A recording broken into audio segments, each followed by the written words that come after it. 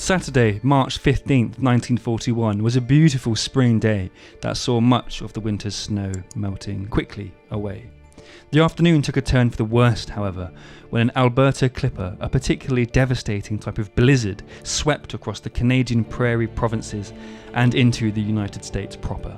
This type of storm arises and dissipates with little to no warning, and as a result is one of the deadliest types of blizzards experienced ever, and particularly on the prairies.